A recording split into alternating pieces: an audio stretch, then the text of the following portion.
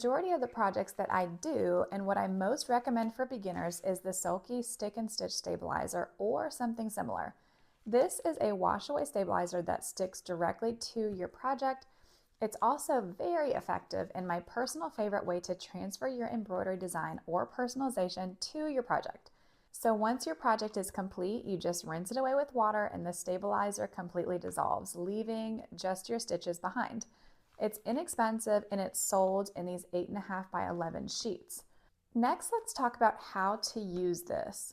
So first of all, you can actually print your design out or print your template out onto paper, and you can either trace it directly onto your stabilizer using a water-soluble pen and a light source. This is a Crayola tracing pad, or you can use an open window and you can trace directly onto the stabilizer with your pen this way.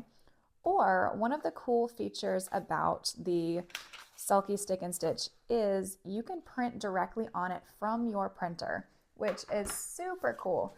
So you'll have to see which way you load it. My machine, you load it paper side up, but you can print directly on this and it completely washes away.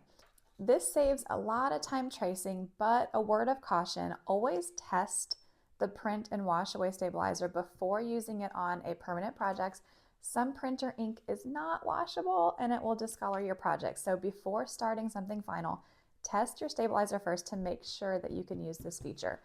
So after transferring your design to the stabilizer, whether it be by tracing or by printing, next thing you would do would be to cut out around your design, leaving a pretty good buffer around the sides. You don't want to cut directly on top of it. You're going to leave a little bit of room around it. And from here, you peel off the back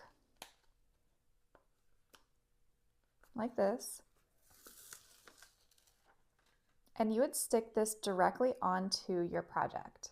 So removing it is just as easy. We are going to cut away any excess stabilizer from around our work, taking care not to cut through our material or be too hard on our stitches. Next, we're going to rinse under warm water. Make sure the water isn't super hot. This can cause the embroidery floss to discolor your material, so I kind of aim for a lukewarm water. We're going to use our fingers to agitate the stitches, removing any stabilizer in between. You will not mess up anything here. Don't be afraid to get your fingers in there and kind of squish around. And then once we're done, you can either throw your work directly into the dryer or you can let it air dry. And then after everything is dry, if you feel any kind of crunchy areas, meaning their stabilizer is still left on there, you can repeat the whole washing process until it's gone.